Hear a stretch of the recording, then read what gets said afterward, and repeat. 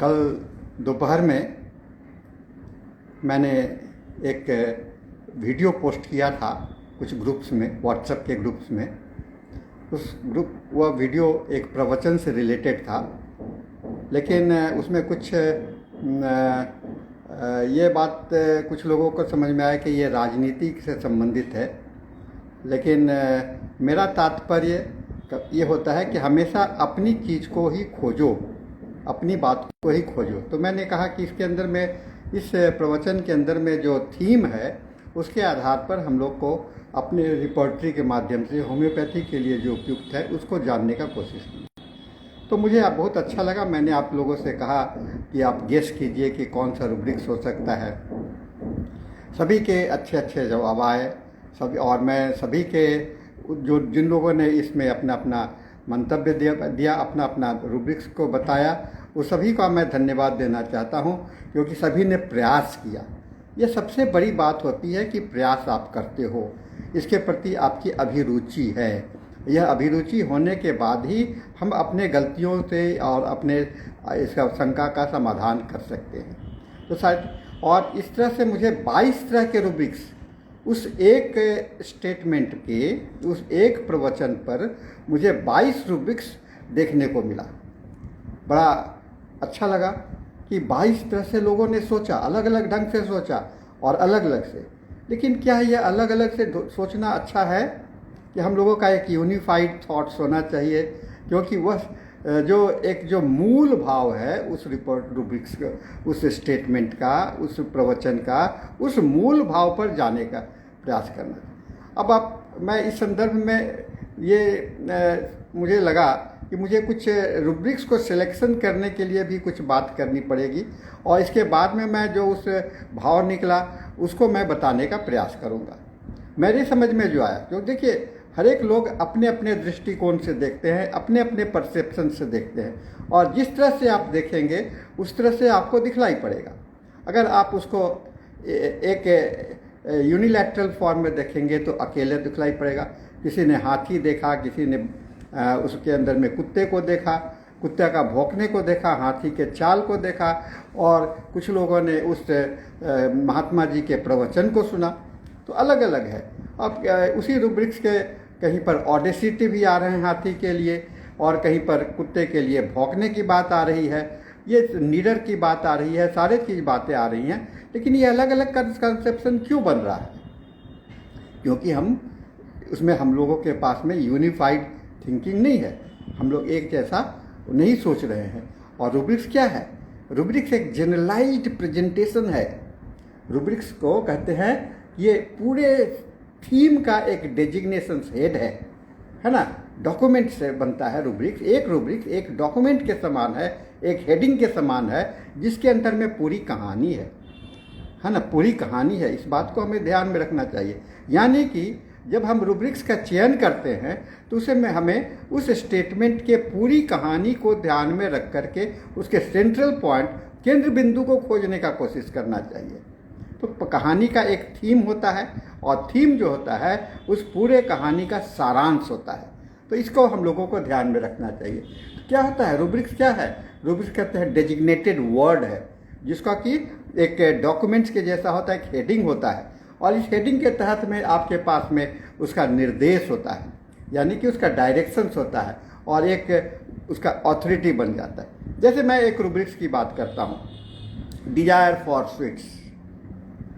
अब ये इतना कहना संभव नहीं, उचित नहीं होगा, क्योंकि डिजायर फॉर स्वीट्स, रोगी तो नहीं बोलता है कि मुझे डिजायर फॉर स्वीट्स है। जब आप केस हिस्ट्री ले रहे होते हैं तो आपको पता चलता है कि उसे मीठा पसंद है, लेकिन आपको यह इस बात की भी जानकारी होती है कि मीठा के अंदर में कौन सा टाइप का मीठा उसे चाहिए।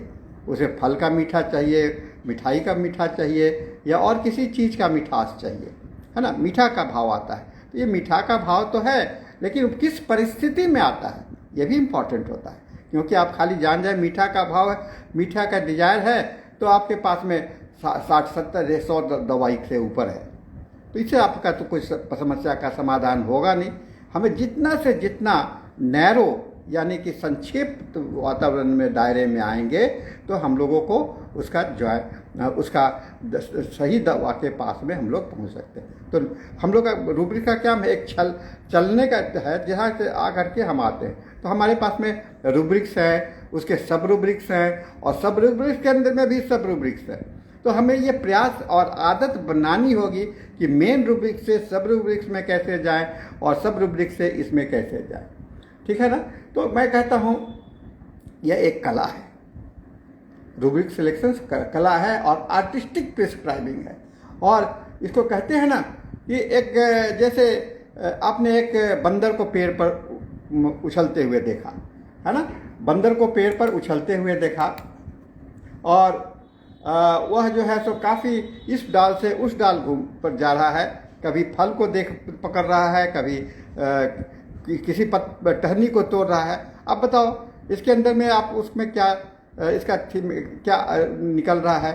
आप अगर कहोगे कि फल पकड़ रहा है तो he desire for the fruit हो जाता है, टहनी तोड़ रहा है तो डिजायर फॉर ब्रेकिंग हो जाता है कि नहीं। लेकिन उस बंदर का न टहनी से मतलब है, न फल तोड़ने से मतलब है, उसका वहाँ पर प्लेइंग से मतलब है। एक बहुत बड़ी बातें होती है, ठीक है ना। तो इसको हम लोगों को समझने का, इसलिए कहते हैं रूब्रिक्स जो है सो एक आर्टिस्टिक वे है फॉर द सिलेक्शंस, वे जहाँ की आप अपने स्किल्स के माध्यम से अपने को आप सोचते हैं। देन हम लोग सभी को जानते हैं कि रूब्रिक्स जो है सिम्टम्स का रिपर्टोरियल लैंग्वेज है, यानी कि ये सिम्टम्स का एक रिपर्टोरियल लैंग्वेज है। सिम्टम्स को जो हम लोग रिपर्टरी की भाषा में बदलते हैं तो उसे हम लोग रूब्रिक्स कहते हैं। यानी कि अगर यह सिम्टम्स का भावना है तो इसके अंदर में हम लोग को क्या क्या होना चाहिए, लोकेशन होना चाहिए, सेंसेशन होना चाहिए, मॉडलिटी होनी चाहिए एक रूब्रिक्स में। तो बिना अगर ये कंप्लीट नहीं होगा तो इसे कंप्लीट नहीं करेंगे, ठीक है। फिर कॉन्कॉमिटेंट भी होनी चाहिए, उसका सिचुएशन भी होना चाहिए, ये सारी बातें यहाँ पर होना आवश्यक होता है, तब जा करके एक पूरा पौधा बनता है, एक पेड़ बनता है। इसलिए टोटैलिटी। हम लोगों ने एक कहानी पढ़ी है बहुत अच्छी, 7 ब्लाइंड मैन एंड एलिफेंट, 7 अंधे और हाथी। हाथी तो एक है ना, लेकिन अगर आप हाथी को पूंछ को पकड़ेंगे, एक कोई आदमी पकड़ता है, कहता है कि हाथी पूंछ के जैसा होता है, रस्सी के जैसा होता है। कोई पैर को पकड़ता है तो कहता है कि हाथी खंबे के जैसा होता है। हाथी उसके ये जो है उसका ये कान को पकड़ता है तो कहा हाथी पंखे के जैसा है। उसके शरीर को पकड़ता है तो कहता है कि हाथी जो है सो। तो अलग अलग भाव है, लेकिन सभी क्या अपने आप में गलत है। आप सभी ने जवाब दिया तो मैं कहूँगा कि आप गलत थे, नहीं, आपने सही था, लेकिन आपका देखने का नज़रिया जो था एक विशेष डायरेक्शन में था। तो हमें क्या करना है कि हमारे सारे नज़रिया को इकट्ठे करने हैं, और इकट्ठे करके जब आएंगे तो यूनिफाइड परसेप्शंस आपको मिलेगा, ठीक है ना। ये बहुत हम लोगों को समझना चाहिए। देन एक और बात आती है, सिम्टम्स कहने के बाद में आता है हम लोग पैथोलॉजी पर भी ध्यान देते हैं, है ना, क्योंकि पैथोलॉजी ही इंडिविजुअलाइजेशंस की बात करती है। एंड प्रोडक्ट, वाई, क्यों यह रूब्रिक्स यहाँ पर आया और कब तक इसका स्थायित्व है, कितना देरी रहता है, कितना देरी नहीं रहता है। कुत्ते तो भोगते भोगते चले जाएंगे, है ना, हाथी भी अपना मस्त में चलता चला जाएगा, है ना। कहते हैं ना, एक तो बड़ा अच्छा कहावत है, हाथी चले मस्त बौराए, कुत्ता भुगते भोगते थक जाए, है ना। भुगते भुगते थक जाएंगे, लेकिन हाथी अपने अपने चाल से चलता चला जाएगा। तो लेकिन ये सारे ट्रांजिशनल फेज में हैं। तो हमारे इस ट्रांजिशनल फेज में क्या मतलब निकला, क्या अर्थ निकला, क्या कहानी बनी, क्या हमारे दिमाग में छाप बना, एक बहुत इंपॉर्टेंट होता है। इसीलिए कहते हैं जो छाप बना वह आपका पैथोलॉजी है, and that is the mental pathology. So rubrics also represents A pathology. Rubrics एक पैथोलॉजी को भी रिप्रेजेंट करता है, इसीलिए बहुत ही यूनिक फीचर होता है, बड़ा आपको सावधानी से पकड़ना पड़ता। अब एक और भी बात मैं बताना चाहूँगा, क्योंकि पूरा वीडियो देखने के बाद में हम लोगों को क्या लगा कि मैंने एक फिल्म देख रहा हूँ, मैं एक मूवी देख रहा हूँ। जब आप पूरे मूवी को देख लेते हो तो पूरे मूवी पर अगर मैं कहूँगा कि आप रूब्रिक्स सेलेक्ट कीजिए तो आपके पास में तो सैकड़ों रूब्रिक्स हो जाएंगे, लेकिन उस और उस मूवी का, उस कहानी का, उस फिल्म का जो जो जो फिल्म तो एक पर्सनैलिटी को रिप्रेजेंट कर रहा है ना, उस फिल्म का अगर आप उसके हीरो का पर रूब्रिक्स बना रहे हो, या उसके विलेन पर रूब्रिक्स बना रहे हो, या उसके किसी सिचुएशंस पर बना रहे हो, तो वह उसके अंदर में ही है, उसके अंदर में ही है। हमें तो एक पर्सन्स को, एक व्यक्ति को दवा देनी है, इसलिए पूरे पर्सनालिटी को एक मूवी के जैसा आप देखते हो, और उसके अंदर में जो आपकी छाप बनती है वही आपका रूब्रिक्स का भाव भी उसके अंदर में होना चाहिए। इसलिए एक जीवन की कहानी को इवेंट का है, इसके बिहेवियर को है, उसके एक्टर, एक्ट्रेस, डायरेक्टर, रोमांस, सारे बातें इसके अंदर में हैं। और अंतिम बात यह है कि रूब्रिक्स का एक डिस्पोजिशन होता है नहीं कि डिस्पोजिशन करने का मतलब कब वह होगा, कब वह होना चाहिए, और कब वह व्यक्ति थोड़ा एक समय में, है ना। वह आपने हाथी को जब कुत्ते के पीछे देखा तब ने आपने देखा, लेकिन हाथी और कुत्ता बराबर एक साथ में कभी नहीं रहे। जब कुत्ते थक गए तो भाग गए, अपने घर चले गए शाम को, है ना, और हाथी अपने जगह चला गया। लेकिन जो अंत में बचा तो हाथी ही ना बचा, तो वही ज़्यादा इम्पॉर्टेंट है। अब आइए, मैं समझता हूँ कि इस छोटा सा एक्सप्लेनेशंस मैं देने का प्रयास किया हूँ इस छोटे से समय में, और ये एक भाव हम लोगों को देगा कि हम लोग कुछ समझने का प्रयास करें। आप सोचने का प्रयास कीजिए, मन को जितना मंथन करेंगे, है ना, समुद्र मंथन के जैसा मन को मंथन कीजिए तो आपको अमृत मिलेगा, और आपको जहर भी मिलेगा, दोनों चीज़ मिलेगा, है ना। और दोनों के संयुक्त फॉर्म को देखिएगा तो आपको उसका कहानी मिलेगा, एक थीम मिलेगा। यह बहुत बड़ी बात मैं बता रहा हूँ, और आपके लिए, इसके लिए आप में लगनशीलता होनी चाहिए, आप में प्रयास होनी चाहिए।